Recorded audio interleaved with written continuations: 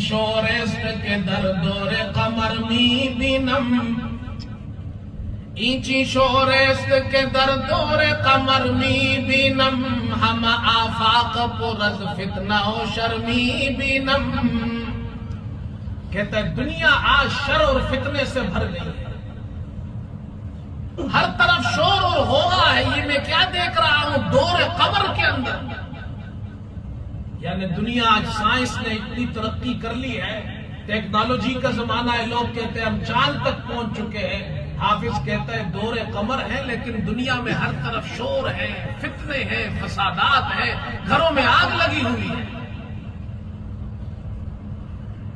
اسب تازی شدہ مجروح زیر پالا، اسب تازی شدہ مجروح زیر پالا، تو کہ ذری ہما در گردن خرمی بینم.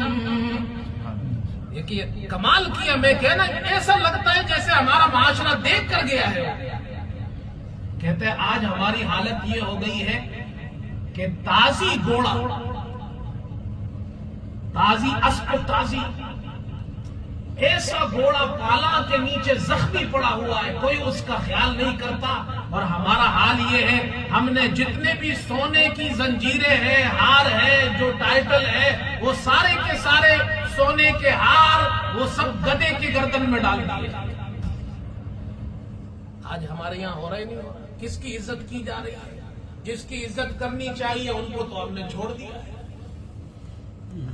پھر آگے کہتا ہے دخترارا ہما جنگست جدل با مادر، دخترارا ہما جنگست جدل با مادر، پسرارا ہما بدخواہ بدرمی بینم.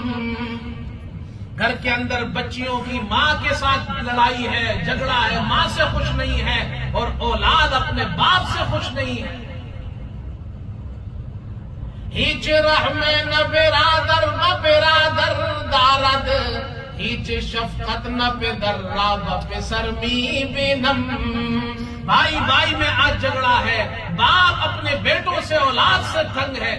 آپ بتائیے، یقین سے بتائیے، یہ جو چند اشعار ہے کیا اس نے ہمارے معاشرے کو نہیں بیان کیا؟